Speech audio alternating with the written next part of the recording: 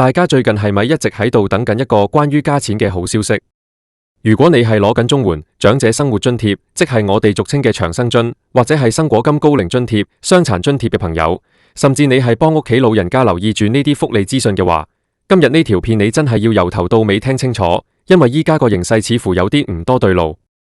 我哋成日都話年尾攞美彩，諗住過咗年之後，政府會按照通脹情況加返少少津貼俾大家應付生活開支。但係根據我依家手上掌握到嘅數據同埋立法會嗰邊嘅會期變動，今年呢份新年禮物分分鐘會變成一場空，甚至出現所謂嘅零調整。點解我會咁講？點解今年個公布時間會拖得咁耐？入面到底收埋咗啲乜嘢玄機？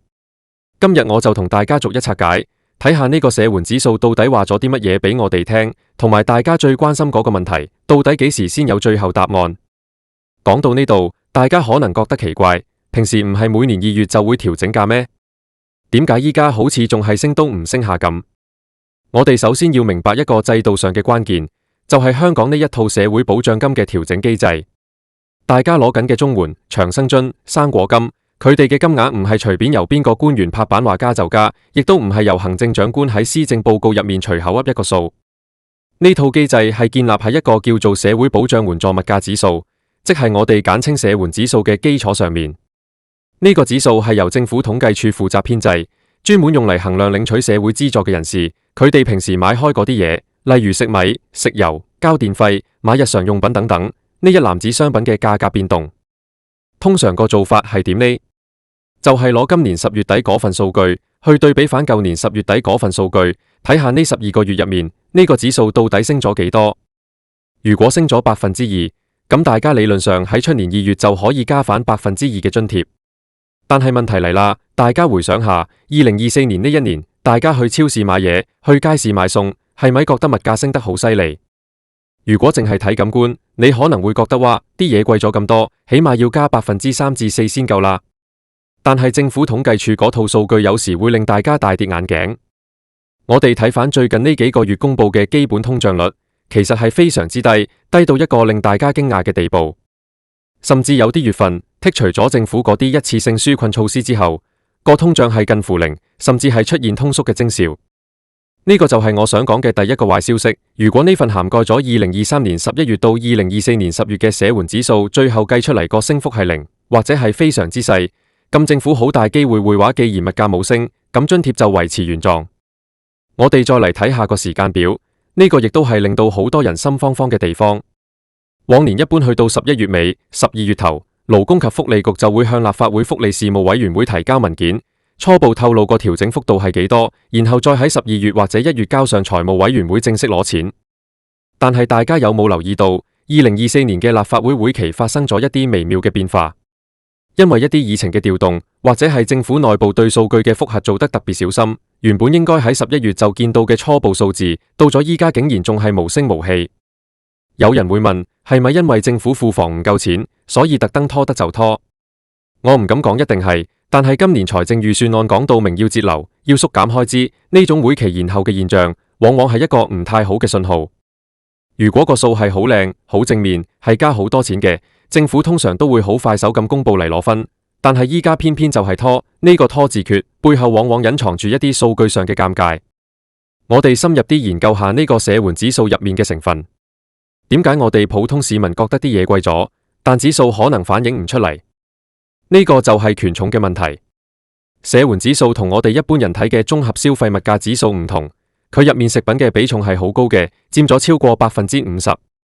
如果呢一年入面雖然其他嘢貴咗，但係因為內地供應香港嘅豬肉、蔬菜價格相對平穩，甚至因為人民幣匯率嘅變動令到入口價平咗，咁呢份數據就會將個指數拉低。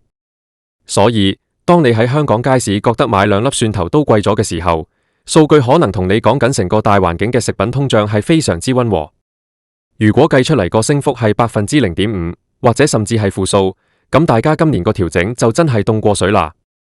再者，大家要記住喺2024年2月嘅時候，政府已經做過一次調整，當時係加咗3.3%。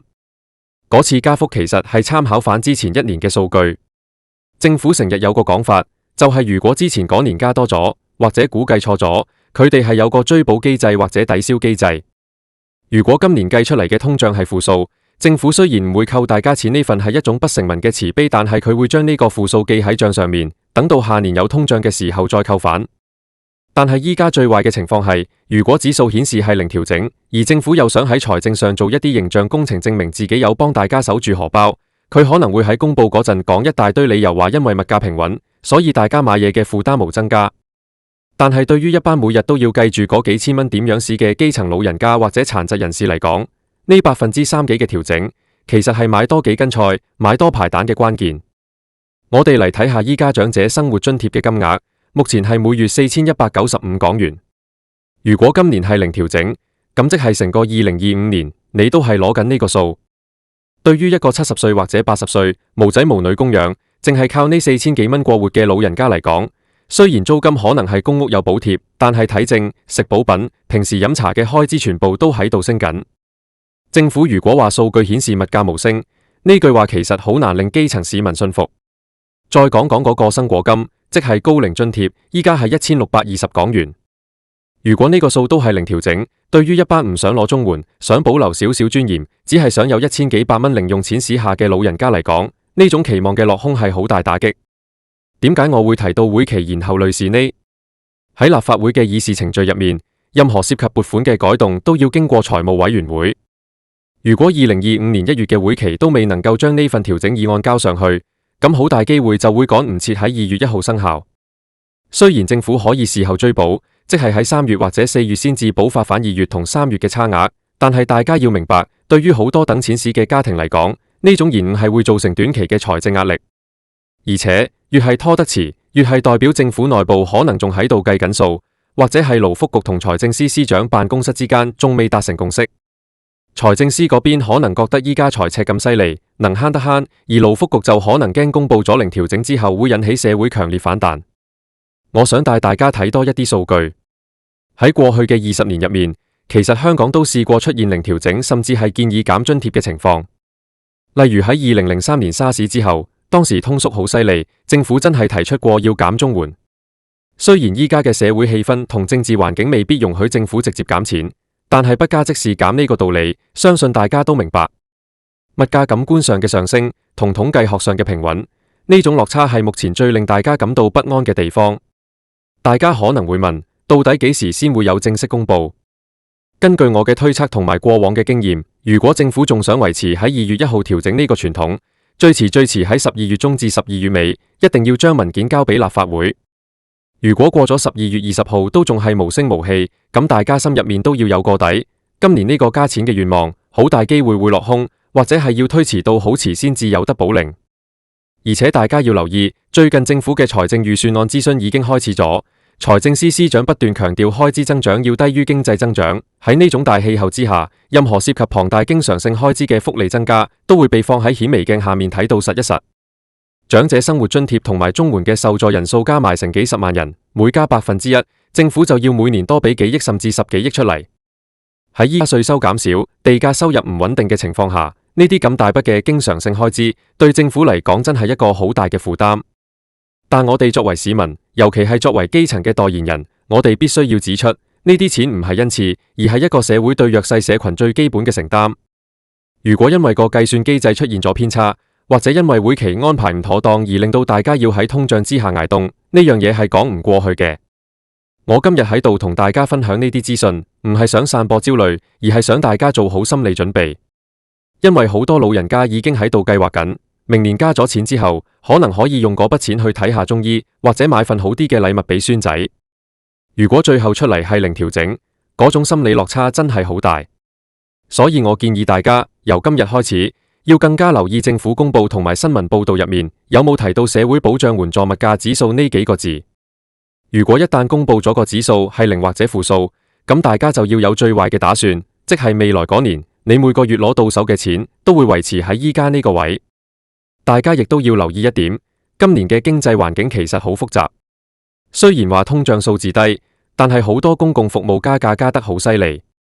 例如巴士、地鐵、渡輪，甚至係水費電費都有加價壓力。呢啲開支係老人家避無可避嘅。如果社援指數計唔到呢啲加幅，咁呢個指數本身係咪已經過時？係咪需要檢討？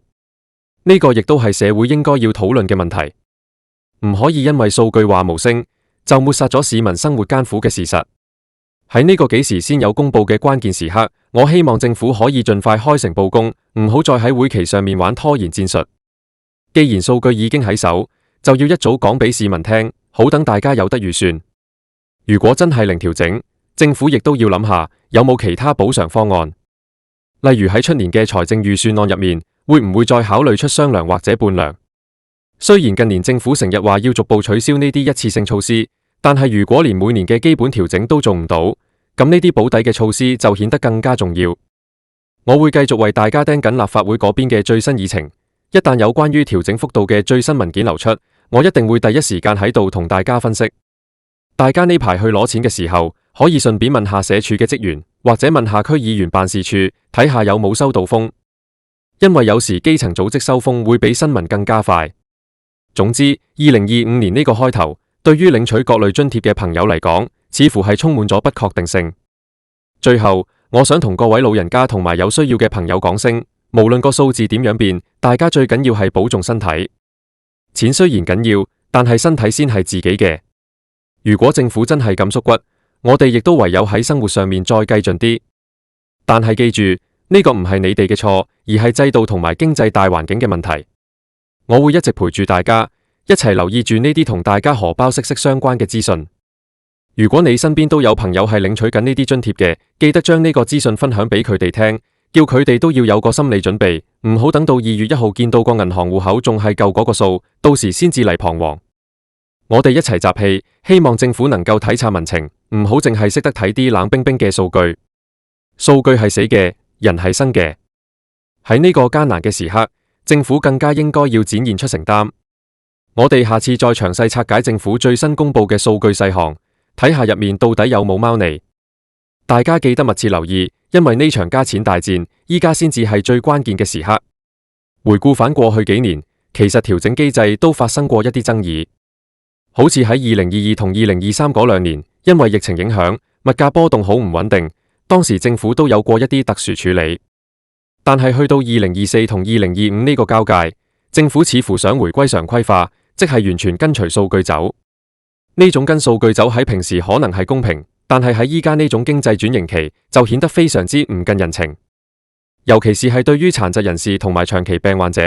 佢哋嘅醫療開支、購買輔助器材嘅開支，往往唔係社援指數入面嗰幾樣大宗商品可以反映出嚟。如果呢啲津貼都係零調整，佢哋嘅生活質素只會直線下降。所以我今日呢篇分析係想透過呢啲蛛絲馬跡，提醒大家唔好對2025年嘅調整抱有太大幻想。雖然我哋都希望有驚喜，但係從會期延後同埋社援指數路源基呢2點嚟睇，形勢真係唔樂觀。大家要守住自己個荷包，同時亦都要聲援嗰啲為基層爭取權益嘅聲音。政府唔公布，我哋就繼續問，問到佢有公布為止。呢樣嘢係關乎到全港幾十萬人嘅福祉，絕對唔可以就咁樣無聲無息咁就過去咗。我想再補充一點，關於綜援入面嘅租金津貼部分。雖然我哋今日講緊嘅係標準金額嘅調整，但係租金津貼其實亦都係一個大問題。好多住喺私人樓，即係劏房嘅綜援戶，佢哋交緊嘅租金其實一直都係遠遠超過政府嗰個最高限額。如果標準金額零調整，而業主又加租嘅話，佢哋真係要喺自己嘅飯錢入面攞出嚟補貼租金。呢種情況如果喺2025年發生，真係會造成好嚴重嘅社會問題。所以我哋睇呢個壞消息，唔係淨係睇個數，仲要睇個連帶反應。大家可能仲會問，會唔會因為2元優惠計劃，即係嗰個2蚊搭車優惠，政府覺得已經俾咗好多福利大家，所以喺津貼金額上面就揸得緊啲？呢種講法喺坊間都有流傳。畢竟2蚊搭車呢項開支依家係政府財政上一個好大嘅負擔，政府不斷想揾方法削減呢方面嘅開支。雖然津貼調整同2蚊搭車係兩回事，但係喺政府嘅大盤數入面，所有福利開支都係同一個代出嘅錢。如果嗰邊使多咗，呢邊自然就想慳返啲。呢個亦都係點解我對今年個調整幅度咁悲觀嘅原因之一。所以總結返今日講嘅幾大重點：第一，社援指數表現疲弱，預示加幅極細甚至係零。第二，立法會議程出現異常延後，反映政府內部仲未定案或者有難言之隱。第三，財政大環境轉差，政府福利政策傾向保守，大家一定要睇路，做好預算。